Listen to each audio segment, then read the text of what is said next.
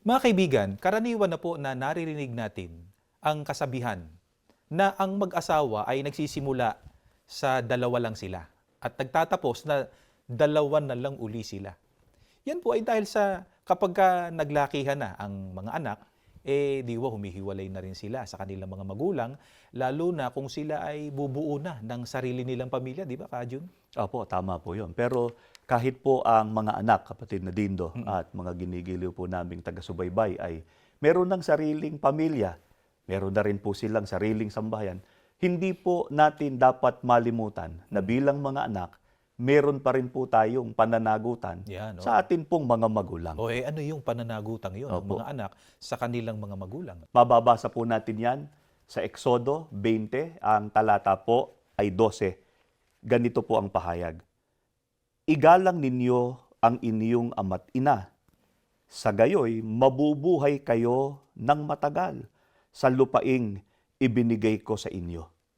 Sa panahon pa po ng unang bayan ng Diyos, ang bayang Israel ay pinapananagot na po ng Panginoon Diyos ang mga anak na igalang ang kanilang mga magulang. At napakahalaga po ng pagsunod sa utos na ito ng atin pong Panginoon Diyos sapagkat ayon po sa Biblia, ang mga anak po na gumagalang sa magulang ay kaniyang pagpapalain at sila po ay mabubuhay ng matagal. Sa makatuwid, mga kaibigan, ang pagpapala po pala, ang isa sa mga pinagmumulan ng pagpapala ng Panginoon Diyos, nakasalalay po yun sa pagsunod ng mga anak sa utos ng Diyos na igalang nila ang kanilang mga magulang. Di ba?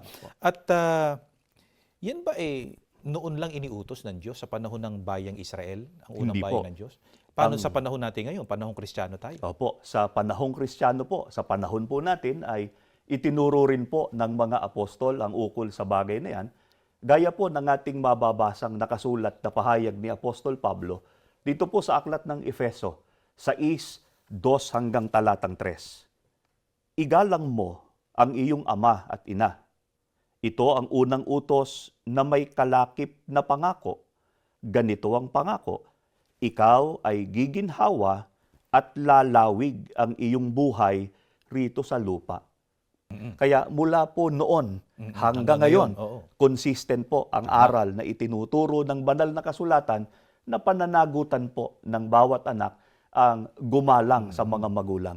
At hindi lang po yung utos ang consistent, kapatid na Dindo. Ano pa? Consistent din po yung pangako ng Panginoon Diyos. Oo. Doon sa gagalang sa kanilang mga magulang, sila po ay pagpapalain ng Diyos at lalawig ang kanilang buhay dito po sa lupa. Sino ang tatanggi dyan sa Opo. pagpapalang yan, di ba? Yan nga ang gusto ng mga anak eh. Totoo po Di ba? yun. Guminhawa, gumanda ang kanilang kinabukasan. At humaba ang kanilang buhay. Di ba? Opo. Kaya mga anak na nakikinig sa amin, alam namin na may mabubuti kayong pangarap sa inyong buhay na nais ninyong marating. Pero ang isa po sa paraan na itinuturo ng Biblia para kayo pagpalain ng Panginoon Diyos, igalang ninyo ang inyong mga magulang. Kaya sa lahat po ng mga anak na sumusubaybay ngayon sa atin pong programa, sana magawa po natin yung personal reflection, sariling pagbubulay po natin, mag-reflect po tayo. Nasusunod ba natin ang utos ng atin pong Panginoon Diyos na igalang natin ang ating mga magulang? Halimbawa po, nababantayan ba ng mga anak ang sarili nila kapag nakikipag-usap po sila sa kanilang mga magulang? Di po Kasi ba? yung iba kung sumagot dun sa mga magulang pabalang. O kaya po ay nagdadabog. Oo, Di tama po ba ba? yun? Maling-mali po yun. Napakahalaga po na matupad ng mga anak ang paggalang sa mga magulang kung nais po natin na magkaroon ng mabuting kapalaran at lumawig o humaba pa ang atin pong buhay. Kaya nga bagaman na yung ibang mga magulang kontratuhin niya yung yung kanilang mga anak parang kaibigan lang, parang barkada, di ba? At nakahanga naman yung mga ganun. Pero yung mga anak, may limitasyon yun. Tama po. Naandun pa rin yung pagrespeto dahil magulang din naman nila yun. Opo. Kaya yung pagkausap sa kanila, hindi nawawala yung paggalang. Kasi kagaya natin dito sa Pilipinas, tayo mga Pilipino, meron tayong binabanggit na tanda ng paggalang natin sa ating mga magulang at sa mga nakatatanda. Diba? Yung po At opo. at saka opo. Opo. Tatay Dindo. Opo, Tatay Jun. Opo, ganun po yun. Totoo po yun. Yun ay tanda po ng paggalang para po Oo. sa mga Pilipino. Tama yun. Kaya bata pa po yung mga anak, pagka mga Pilipino, Sinasanay tinuturuan, nga, no? di ba? na gumamit ng po at gumamit po ng opo. Pero ang paggalang ba sa mga magulang ay sa pamamaraan lang na marespeto siya sa pamamagitan ng maayos na pagsagot at hindi nagdadabog? Yun po, isang paraan lang ng paggalang sa magulang. Ano pang halimbawa ng paggalang sa mga magulang? Ang isa pa pong magandang katunayan na ang isang anak ay gumagalang po sa kanyang mga magulang ay yun pong kapag siya ay manliligaw na. Ayan na, oo. Apo, yung isang binata, Oo. manliligaw na. Oo. O kaya po, yung isang dalaga ay Oo. magpapaligaw na. Oo. Nagpapaalam po muna sa kanyang mga magulang. Ayan, mga kabataan, makinig kayo sa pagpapayo ni Tatay June. O ano pa po? Opo, at totoo po, malaking kalapastanganan po sa magulang yung nagtatanan. Oo. Lalo na po yung nag-aasawa halimbawa nang hindi naman nagpapaalam. Walang kamalay-malay po yung magulang ay Kasi yung nag-asawa na pala. nagtatanan, wala naman nagtanang nagpaalam eh. Tama po. Di ba? Magpapaalam. Tatanan muna kami. magtatanan muna kami. Walang ganun, di ba? Kaya sa panliligaw pa lang po, ang maginoong panliligaw at ang tamang pagpapaligaw ay ginagawa sa tahanan, di ba? O sa bahay ng dalagang nililigawan.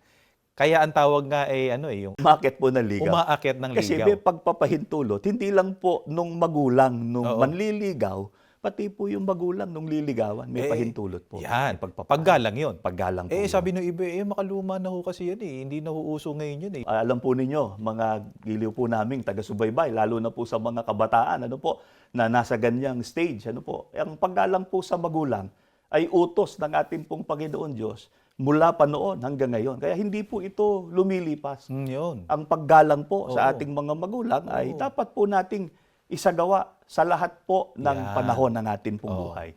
Kapatid na Jun, ano pa ang halimbawa ng pagpapakita ng mga anak ng paggalang sa kanilang mga magulang? Ang isa pa pong pagpapakita ng paggalang, alam po ninyo, mga kaibigan po namin, yung pagpapaalam Yan. sa mga magulang kung meron pong pupuntahan. Oo. At siyempre, itatanong po ni nanay o ni tatay, anong oras ka babalik? Oo. Di po ba? Siyempre, magsasabi yung anak, dapat po, dumating siya dun sa oras na ipinangako ipinangako. niyang babalik. Kasi Ayan. pagka po hindi ginawa yun ng isang anak, malaking kalapastanganan po sa magulang yun. Oo. Wala yung paggalang. Naalala ko nga po yung binabanggit ng mga matatandang mga magulang nung una. Oo. Di ho ba? Ano yun? Kung yun nga anyang pusa o Yun, aso oo. na nawawala, Hinahanap. hinahanap. Oo. Ikaw pa ba anak ka namin, di po ba? Kaya ang paggalang po sa magulang, nasa iba't ibang larawan, iba't ibang kaparaanan, pero dapat pong matupad ng lahat ng mga anak. Meron din yung halimbawa kapag ka nagpaplano, nagbabalak ang mga anak sa future niya, tungkol sa future niya, di ba, sa kinabukasan. Bilang paggalang, pagrespeto do sa mga magulang, ipinagpapaalam. Di ba? Anong masasabi ng mga magulang? Kasi syempre, ang mga magulang, mas makaranasan na yan. Opo. Di ba? At sila po ang gumagabay sa mga Yan. anak para po makagawa sila ng mabubuting mga pagpapasya. Napakaganda niyan. Maaari rin naman po, kapatid na din doon, na ang pagpapakita ng paggalang o respeto ay sa pamamagitan po ng mga simpleng actions. Di Yun. po So, ba? hindi na kailangan pala ng magsalita pa. Oo. Opo, sabi Action lang. nga po sa malimit nating naririnig ay action speaks louder than words. Yun, Po? oo. Halimbawa, yun pong simpleng paghalik o Yun. pagyakap kay nanay, kay Oo. tatay. Yun po ay mga actions na nagpapakita po hindi lang ng pagmamahal kundi ng paggalang at pagrespeto po sa ating mga magulang. Dito sa Pilipinas, meron tayong tinatawag na pagmamano. No? Opo, yan ay bahagi din ng kulturang Pilipino po. Tanda rin ng paggalang. Sa ibang bansa man ay meron din silang mga iba't Iba't-ibang na paraan pamamaraan. po ng paggalang. Ngayon, kung ang sasangguniin po natin ay Biblia, papaano pa maipakikita o maipadarama ng isang anak ang kanyang paggalang, kasama na rin yung pagmamahal sa kanyang mga magulang? Sa banal na kasulatan po ay may itinuturo si Apostol Pablo na isa pang katunayan ng paggalang ng mga anak sa atin pong mga magulang.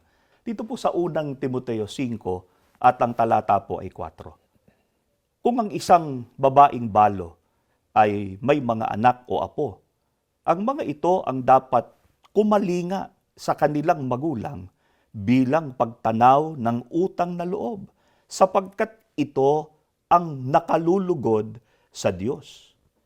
Alam po ninyo, ang pagkalinga o pag-aalaga ng mga anak sa magulang ay isa pong uri ng paggalang at pagpapakita ng respeto sa kanila ito po ay pagtanaw din ng utang na loob sa atin pong mga magulang. At sana napansin ng ating mga kaibigan na sumusubaybay sa mga anak, yung sinabi niyo sa binasa ninyong talata, na yung pagkalinga sa mga magulang, hindi lang basta pagtanaw ng utang na loob, magdudulot yun ng kaluguran, hindi lang doon sa kanyang mga magulang, higit sa lahat ay kanino. Malulugod po ang ating Panginoon Oo, Diyos. kaya pala may pagpapala Opo, na nakalaan Oo. doon po sa mga gumagalang sa kanila pong mga magulang. Ayan, oo. Kaya ito ang dapat na magawa ng mga anak sa panahong ang kanilang magulang naman ang nangangailangan ng pagkalinga ninyo.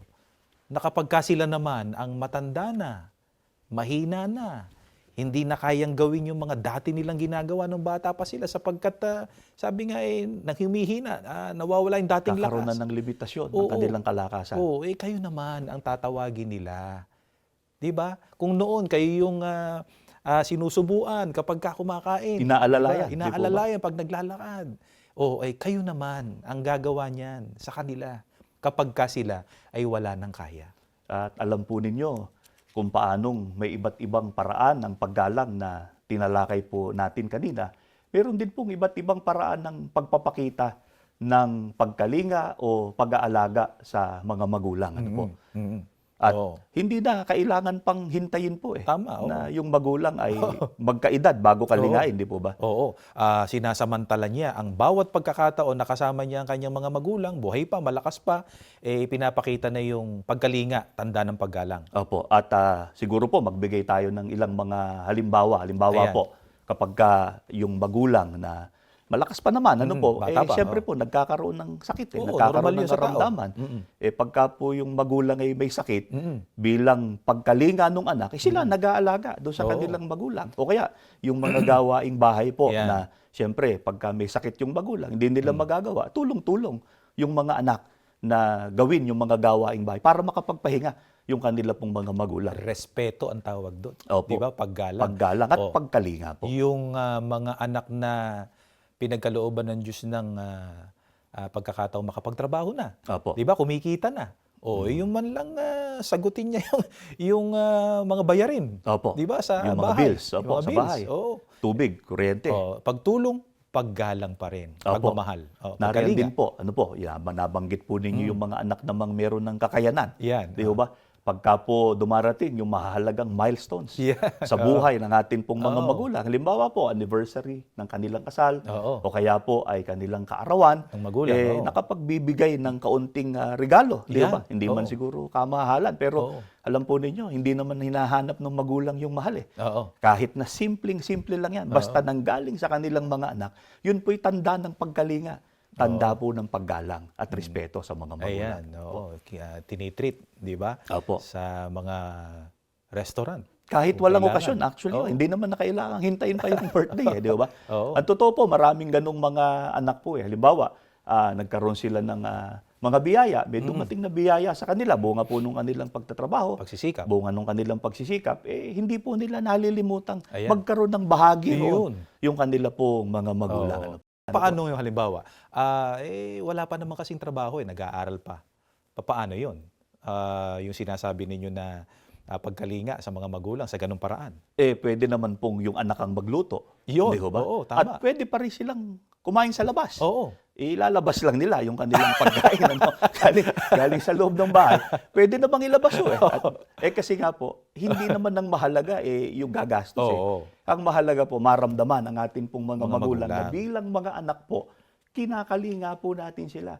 Inaalagaan po natin sila sa lahat po ng pagkakataon na meron tayo o kaya nating gawin yun, sana maipakita po natin yun. Tsaka iba yun kapatid na John. Yung bang, yung mga magulang, kahit sila ay bata pa, malakas pa, pero tumatatak sa isip nila at sa damdamin nila na, hindi ako pababayaan itong mga anak Opo. ko ito. Diba? Yun po nagbibigay din ng sense of security Yan, sa mga oo. magulang na tama yung aking naging pagpapalaki sa kanila. Tama. Di ba? At pagdating ng panahon ay meron akong makakatulong, may aalalay din sa akin pag ako'y matanda na. At yung mga ganyang mga pagkakataon, ang napakaganda na ipakita, ipadama ng mga anak sa kanilang mga magulang, yung kanilang pagkalinga, tanda ng kanilang pagmamahal at paggalang sa kanilang mga magulang. Totoo po na pananagutan ng mga magulang ang pag-aalaga sa kanilang mga anak. Subalit, ang mga magulang po ay hindi naman habang buhay na malakas o kaya po ay walang karamdaman.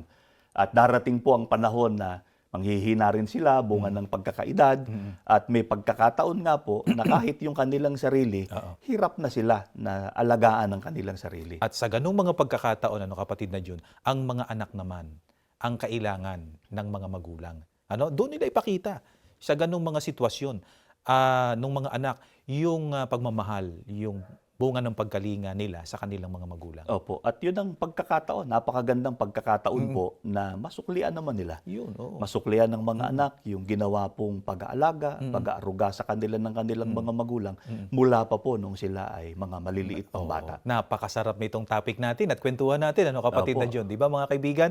Pero bago natin ituloy ito, may ipapapanood kami sa inyo. Ito po.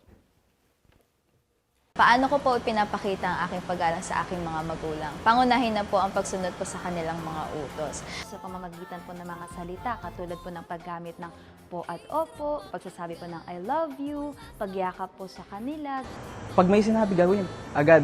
Tulong na lang kung anong kaya kong itulong. Pinapakita ko po yung paggalang ko po sa mga magulang ko po sa pamamagitan ng pakikinig po sa kanilang mga tinuturo, sa mga pagtatagubilin po nila. Mag-aral na mabuti, maging mabuti sa aking kapatid. Utos po ito ng ating Panginoong Diyos na igalang po ang ating mga magulang. Hindi po dapat natin tinatalikuran yung pagmamahal at pagrespeto natin sa ating mga magulang. Hindi ko po hinahayaan na malayo po yung loob ko po sa kanila kahit na po malayo po kami physically. Gamit po ng pag-update, gamit yung mga social media, para kahit po paano ay nalalaman po nila kung ano po yung ginagawa ko. Naniniwala po ako na doon ko po napapakita yung paggalang ko po sa kanila.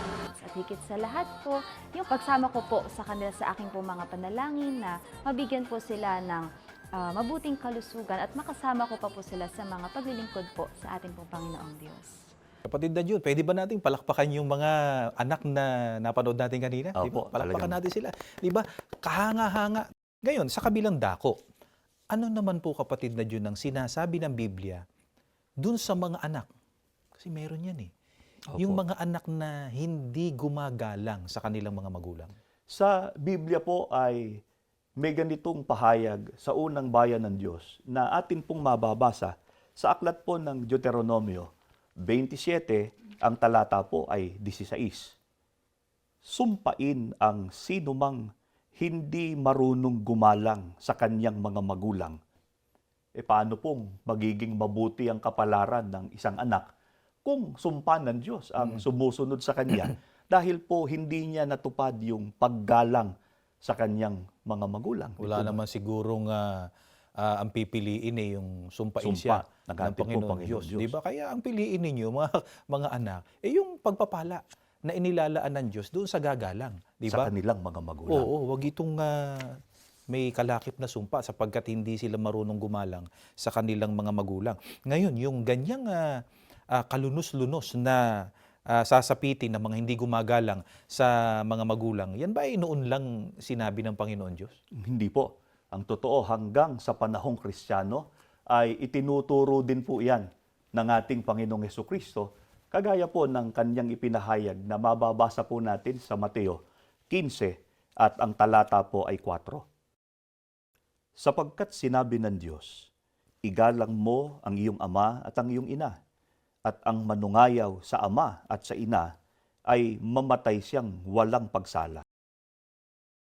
Itinuro po ng ating Panginoong Hesukristo ang napakasamang ibubunga kapag ka po ang mga anak ay hindi po natuto ng paggalang sa mga magulang. Ayon po sa kanya, ang gayong anak ay mamamatay na walang pagsala. At alam po natin, ang kamatayang tinutukoy dyan, hindi lang po yung kamatayang pagkalagot ng hininga, kundi yung ikalawang kamatayan o yun pong walang hanggang parusa Oo. pagdating po ng araw ng paghuhukom. Nakakalungkot yun, no, Opo. mga kaibigan. Kaya hindi mapapabuti. Tandaan po ninyo, hindi mapapabuti kailanman ang mga anak na hindi gumagalang sa kanyang mga magulang. Ito'y isang napakabigat na kasalanan sa harap ng Diyos. Sapagkat ang aabutin ng ganoong uri ng anak ay sumpa sa buhay na ito lalo na sa araw ng paghuhukom. Pero siguro po maganda ring mabanggit natin sa mga anak na nakasubaybay po sa ating palatuntunan na kung papaano pong ang paggalang sa magulang ay hindi po limitado lang dun sa pagiging respectful sa pakikipag-usap sa kanila. Yun pong hindi paggalang sa magulang, hindi rin po yun limitado dun sa pagiging disrespectful sa pakikipag-usap sa mga magulang. Bagaman, yun po talaga isang kahayagan ng kawalang galang sa magulang. Hindi nga tuwirang sinasabi sa pamamagitan ng pagsasalita sa kanila, yung kanilang pagiging disrespectful, yung ipinadarama naman doon sa Opo. kanilang mga magulang na para bang kung sila yung nagtataguyod sa kanilang pamilya, parang pabigat Opo. sa kanila yung kanilang mga magulang, di ba? Como may trabaho na sila Oo. at sila na minsan ang nagko-cover dun sa pangangailangan ng pamilya, parang ang nadarama naman ng magulang, nararamdam po ng mga anak na mabigat yung pag-aalaga sa kanila. Oo. At kawalan din po ng galang, kawalan din po ng respeto sa magulang, yun pong hindi pagkalinga o pag-aalaga sa kanila kapag ka po sila'y may karamdaman. O kaya po ay ayaw pong tangkilikin ng kanilang mga anak, pinababayaan po ang mga magulang na mahina na, hindi na kayang alagaan ng sarili, o yung iba naman po, kung kani-kanino iniaasa. Sana po ay nakatulong sa inyo ang ginawa naming pagtalakay. Bago lamang po tayo tuluyang matapos, inaanyayahan po namin kayo sa isang maikling panalangin.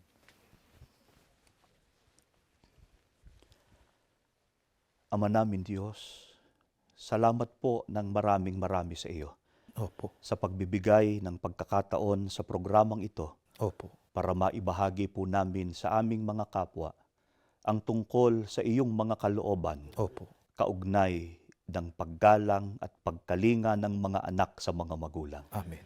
Loobin mo po, aming Ama, Amen. na maghari sa aming sambahayan ang iyong mga banal na aral Amen. para aming tanggapin ang mga biyayang inilalaan mo sa amin Amen. at makapagpatuloy kami sa masiglang paglilingkod sa iyo. Amen. Panginoon naming Jesus, nananalangin po kami sa iyo. Opo. Mahabag ka pong ilapit sa Ama ang aming mga pakisuyo Amen. para tanggapin namin ang mga biyayang inilalaan niya po sa amin. Amen. Ama, sa amin pong muling paglapit sa iyo, Opo. pakibasbasan po ang kabuuan ng iyong iglesia Amen. sa pangunguna po ng aming pamamahala. Amen. Hinihingi po namin ang lahat sa pangalan po ng aming Panginoong Hesukristo. Amen.